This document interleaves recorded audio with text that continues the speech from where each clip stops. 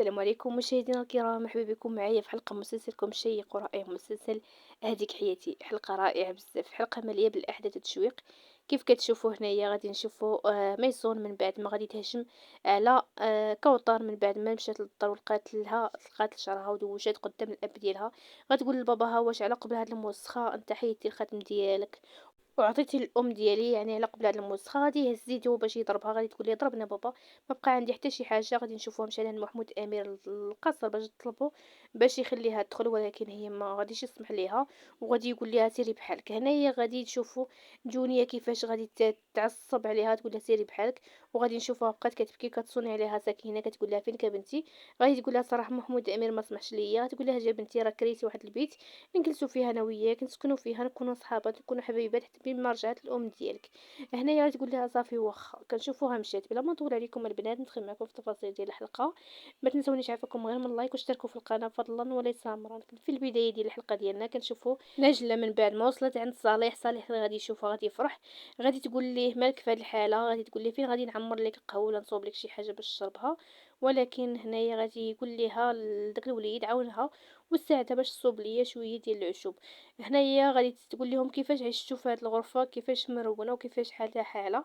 غادي يقول لها: شكرا لك بزاف، واش بصح جيتي باش تساعدني؟ غتقول ليه: بلا ما تندمني خليني عليك. غادي نشوفوا هنايا ميسون رجعت لدارهم من بعد ما مشات عند الاب ديالها باش تطلبو. وغادي نشوفوها كان الياس جالس وكوثر كانت كتمسح في شعرها، كتنشف في شعرها. غادي تشوفهم تقول لهم: هكذا هادشي اللي كديروا؟ غادي تدخل غادي تقول لها كوثر: مرحبا بك اختي ميسون.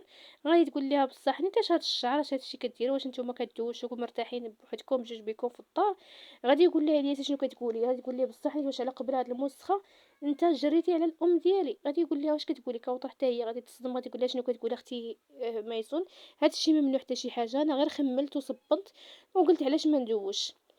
تقول لها: بصح لقيتي شعرك مبلول زعما عامر بالماء وكدو تمشي هكا وهكا قدام الراجل ما حشمتيش؟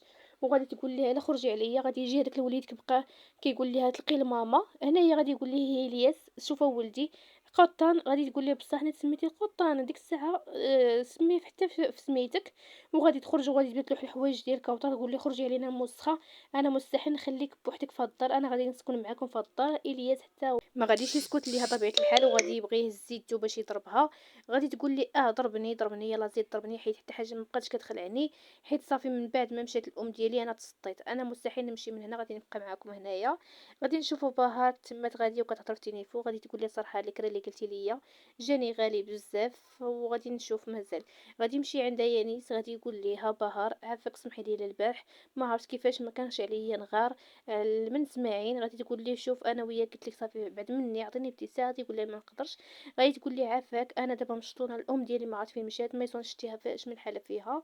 وغادي تقول لي: انا كنقلب على هاد الدار حياتي كلها تقلبات، ما صافي خليني عافاك، بغيت غير نرتاح شويه، واش هادشي صعيب عليك؟ وغادي تمشي وتخليه. هنايا بدا كيتفكر الذكريات ديالو وهو بهار فاش كانوا عايشين الحياه وكانوا فاهمين وكانوا كلشي مزيان.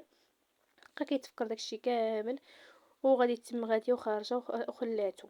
في المشهد الاخر غادي نشوفوا هنايا دنيا مع ولدها. غادي تقول لي: عافاك ولدي، اليوم غادي ننظم واحد الحفله ديال التبرعات ولا ديال باش نعرف الناس على الجمعيه ديال الام ديالي. وغادي يقول لها: مزيان، يا ريت تكون بقات جده في الحياه. غادي تشوف هذا الشيء غادي تفرح بزاف.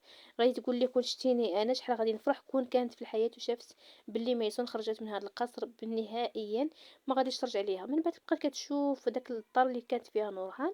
غادي تعيط للعساس. غادي تقول لي: شوف بغيت نقول لك هاد الدار خاويه دابا، تقدر تسكن فيها. غادي يقول لي: واش بصح؟ غتقول لي: بصح. غيبوس ليها يديها. غادي يقول لي: غنمشي نجيب حويجاتي ونجي. غادي تقول لي: يلا خذ راحتك، مرحبا بك فيها. غادي تقول لولدها باللي فين ما غادي يدخلوا شي حشرات غادي تسد عليهم. غادي يركبوا في السياره ديالهم وغادي يتموا غاديين خارجين. هناك صالح كانت كتاكلوا هذيك اسمحوا لي البنات نجله، وكتعطيه الشوربه كيشرب فيها وكيقول ليها: كون قال ليا شي واحد هادشي غادي يوقع مستحيل نضيق ولو في الحلم ديالي. والصراحه هادشي كيحمق. غادي تقول لي: بلا ما تبرسني خليني عافاك، بغيت غير نبقى معاك باش تشرب الدواء ديالك ومن بعد غادي نمشي. وغادي يكون فرحان بزاف هو. غادي تقول ليه: بلا ما دير فيا بحال ما هكاك. غادي نشوفو هنايا كانت نيرفات جالسه كتسنى فيها نيت غادي يجي عندها من بعد ما قال ليها نتلاقاو. غادي يقول لها: شكرا لك بزاف حيت جيتي وتلقيتي بيا. غادي تقول له: ما كاين لاباسك كلشي مزيان، غادي يقول ليها الصراحة أنا مشطونة بزاف على بهار، حيت كنشوف فيها ماشي غير الخصم ديالي هي اللي قلقتها، أكيد كاينة شي حاجة أخرى ولكن ما كترضاش تقولها، وما عرفت شنو عندها. غادي تقول لي الصراحة حتى أنايا لاحظت بلي هي عندها شي هم بزاف كبير، حيت كان واحد النهار كانت جاية عندي باش تعاود ليا، ولكن ما غير بدات كتعاود ليا وجات نوران وديتها من داك النهار ما بقيتش شفتها. غادي يقول لها صراحة عندها شي مشكل مع نوران، غادي تقول لها انا عارفه ولكن ما عرف صراحة شنو هو هذا المشكل اللي خلاها ما بقاش تشوفني. غادي نشوفو هنايا كوثر اللي كانت جالسه وكتبكي، غادي يمشي عند الياس غادي يقول لي عافاك اختي بنتي كوثر بلا ما تقلقي. غادي تقول لي واش انا هاد الشيء كيوقع ليا على حساب حيت انايا ارمله، وغادي تجي ناجله وغادي تقول ليها مالك بنتي شكون دار فيك هاد الحاله. غادي تقول ليها ميسون، وغادي يقول ليها الياس حسبنا الله ونعم الوكيل صافي عييت اختي. من بعد غادي تقول لها انا غادي نوريها، نوضي بنتي نوضي الله يرضي عليك دخلي للدار. ولكن ما غاديش تبغي وغادي تمشي نيشان هنايا الميسون اللي كانت كتهضر مع الام ديالها فتيني وكتصوني عليها ما كتجاوبهاش. غادي تقول لها قليله الحياه شنو هادشي درتي في كوثر. غادي تقول لها هادشي كامل اللي كتستاهلو. غادي تقول لها شوفي غادي نضربك الا كان الاب ديالك ما مربيكش انا غادي نربيك اليوم. وغادي تجرها ويلي غيبقى كيشوف وغادي تخرجها عند كوثر.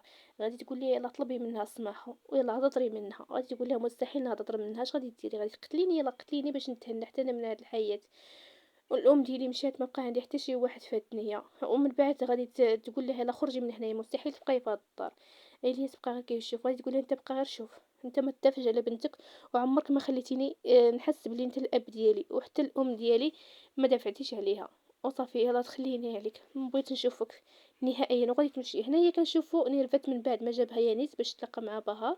غادي تشوفها بهار وغادي تعلقها وغادي تقول ليها فينك بنتي علاش ما تبقيتيش كتجي عندي واش انا درت لك شي حاجه. تقول لها لا، ولكن غادي تفكر فاش كانت قالت الام ديالها نيرفات مسكينه ما عرفتش حتى فين كاين القبر ديال الاب ديالها.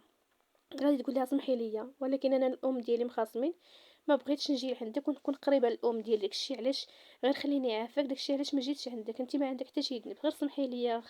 ومن بعد بقات كتفكر الاب ديالها وداكشي اللي وقع ليهم. الاب ديالها لا قالت ليها شي حاجه غادي يدخل الحبس يلا كانت تبغى تقول ليها وتفكرت داكشي كامل. وغادي تقول لها سمحي لي عافاك انا خاصني نمشي انا ما قدرتش نهضر غير خليني عافاك راني كنتعذب بزاف انا ما قادر نعاود حتى شي واحد. وغادي تمشي وتخليها. غادي يجي نيس عند نيرفات غادي يقول ليها مالها. غادي تقول الصراحه بهار كتعذب بزاف ما قادراش تعاود ليا ما عرفتش شنو مالها. وغادي نشوفوا حتى ميسون اللي كانت كتصوني على انور تقول لي واش بصح انت متاكد بلي الاب ديالي خرج. غادي يقول لي غادي تشوف ديك الشاحنه ولا كاميو اللي كانوا كيخويو فيها هذوك الحويجات. غادي تقول لهم شنو كدير. غادي يقول ليها انا تحولت لهاد الدار.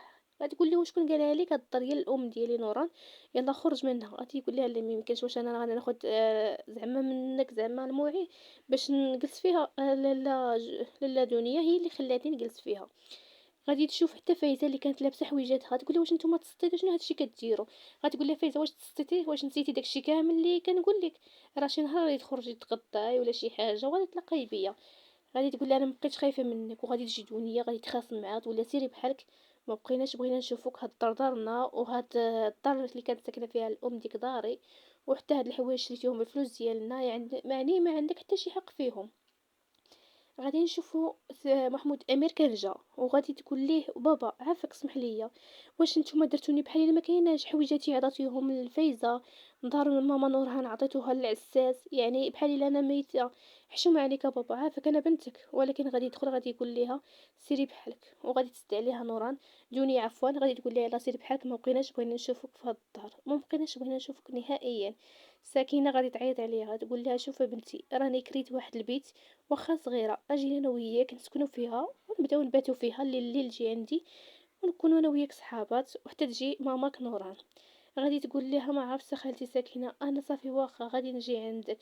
وهنايا غادي تقول لها عافاك بنتي ما ديريش في راسك هادشي غير اجي عندي. غتقول لها صافي واخا قلت لك غادي نجي عندك. هنايا كانت ميسون حزينه بزاف وكتشوف داكشي كامل. وهنا وصلت معكم حتى هنايا نهايه الحلقه. السلام عليكم الى الحلقه الجايه ان شاء الله. خليتكم في امان الله وحفظه ما تنسونيش من لايك.